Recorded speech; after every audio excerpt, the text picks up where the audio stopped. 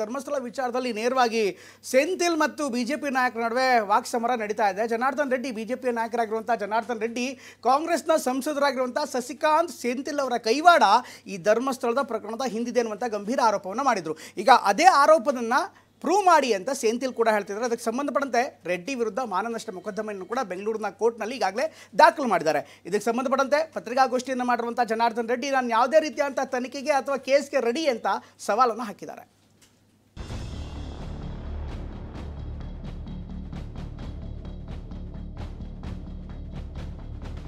ಇವರು ಹಿಂದೆ ಇರುವಂತ master mind Sasikanth Senthil complete baseless reckless childish allegation.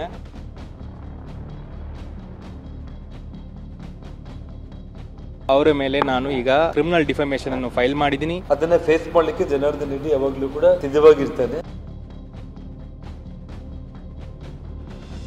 ಕರ್ನಾಟಕದ ಸಂಪತ್ತನ್ನು ಲೂಟಿ ಮಾಡಿ ಕಲಂಕ ತಂದಿರುವ ಒಂದು ವ್ಯಕ್ತಿ. ಅವರ ಅಧಿನಾಯಕಿ ಸೋನಿಯಾ ಗಾಂಧಿ ಅವರು ನ್ಯಾಷನಲ್ ಹೆರಾಲ್ಡ್ ಕೇಸಲ್ಲಿ ಇವತ್ತು ಇಡಿ ಕೇಸಲ್ಲಿ ಅವರು ದೋಷಿಗಳಾಗಿ.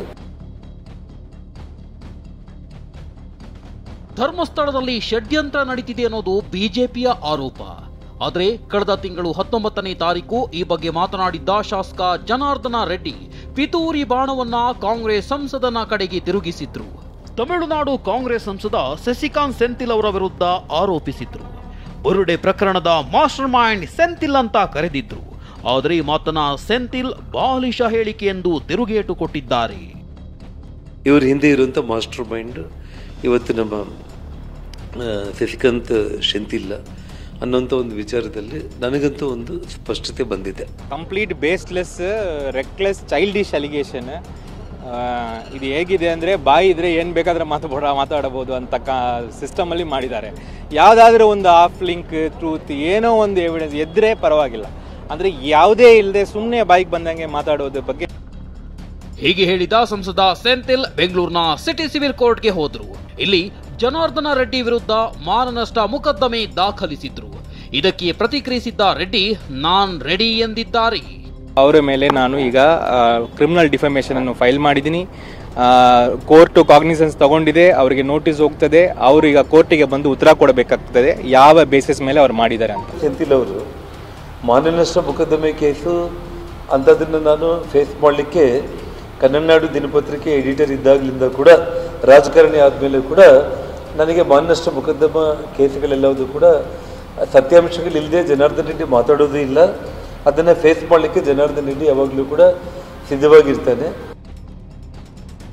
ಬಳ್ಳಾರಿಗೆ ಪೋಸ್ಟಿಂಗ್ ಆದ ದಿನವೇ ಜನಾರ್ದನ್ ರೆಡ್ಡಿ ಅರೆಸ್ಟ್ ಆಗಿದ್ದು ಅಂತ ಸೆಂಥಿಲ್ ಹೇಳಿದ್ರು. ಈ ಮಾತಿಗೆ ರೆಡ್ಡಿ ದಿನಾಂಕ ಸಮೇತ ತಿರುಗೇಟು ಕೊಟ್ಟಿದ್ದಾರೆ.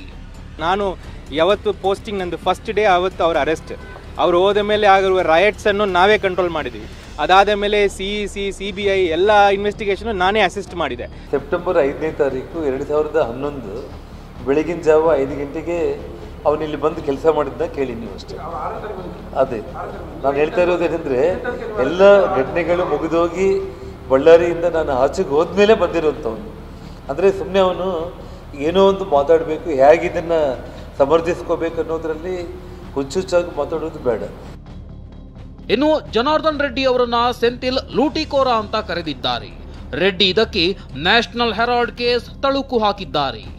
ಕರ್ನಾಟಕದ ಸಂಪತ್ತನ್ನು ಲೂಟಿ ಮಾಡಿ ಇಡೀ ಭಾರತದಲ್ಲಿ ಕರ್ನಾಟಕಕ್ಕೆ ಒಂಥರ ಕಲಂಕ ತಂದಿರುವ ಒಂದು ವ್ಯಕ್ತಿ. ಅವರ ಅಧಿನಾಯಕಿ ಸೋನಿಯಾ ಗಾಂಧಿ ಅವರು, ರಾಹುಲ್ ಗಾಂಧಿ ಅವರು ಸಾವಿರಾರು ಕೋಟಿ ನ್ಯಾಷನಲ್ ಹೆರಾಲ್ಡ್ ಕೇಸಲ್ಲಿ ಅವರು ಈ ದೇಶಕ್ಕೆ ಮತ್ತು ಆ ಕಾಂಗ್ರೆಸ್ ಪಕ್ಷಕ್ಕೆ ದ್ರೋಹ ಬಗೆದು ಆ ಹಣವನ್ನು ಲೂಟಿ ಮಾಡುವಂಥ ಕೇಸಲ್ಲಿ ಇವತ್ತು ಇಡಿ ಕೇಸಲ್ಲಿ ಅವರು ದೋಷಿಗಳಾಗಿ. ಇಷ್ಟು ಮಾತ್ರವಲ್ಲ, ತಾವು ಬಲಪಂಥೀಯ ವಿಚಾರಧಾರೆಗಳ ವಿರುದ್ಧ ಹೋರಾಡ್ತಿರೋದಾಗಿ ಸೆಂಥಿಲ್ ಹೇಳಿದ್ದಾರೆ. ಆದರೆ ನಿಮ್ಮದು ಸಮಾಜ ಒಡೆಯುವ ಕೆಲಸ ಅಂತಿದ್ದಾರೆ ಜನಾರ್ದನ ರೆಡ್ಡಿ. ಆದರೆ ಈ ರೈಟ್ ವಿಂಗ್ ಪಾಲಿಟಿಕ್ಸ್ ಅನ್ನು ಎದುರಿಸಿ ನನ್ನ ಕೆಲಸವನ್ನು ನಾನು ರಾಜೀನಾಮೆ ಮಾಡಿ ಇವತ್ತು ಅವರನ್ನು ಇಡೀ ದೇಶದಲ್ಲಿ ನಾನು ಎದುರಿಸ್ತಾ ಇದ್ದೀನಿ. ಅವರ ಉದ್ದೇಶ ರಾಜಕೀಯ ಅನ್ನೋದೇ ಬಿಟ್ಟರೆ ಜನಗಳಲ್ಲಿ ಸಾಮರಸ್ಯ ಮತ್ತು ಒಳ್ಳೆಯ ಬದುಕನ್ನು ಜನರಿಗೆ ಕೊಡಬೇಕು ಅನ್ನುವಂಥ ಉದ್ದೇಶದಿಂದ ಅವರು ರಾಜಕೀಯಕ್ಕೆ ಬಂದಿಲ್ಲ. ಸಮಾಜವನ್ನು ಒಡೆಯೋದಕ್ಕೆ ಅವರು ಬಂದಿದ್ದಾರೆ ಅನ್ನೋದಂತೂ ಇವತ್ತು ಮಾಧ್ಯಮಗಳಲ್ಲಿ ಮಾತಾಡಿದ್ರಲ್ಲಿ ಕೂಡ ಅರ್ಥ ಆಗಿರುವಂಥ ಒಂದು ವಿಚಾರ.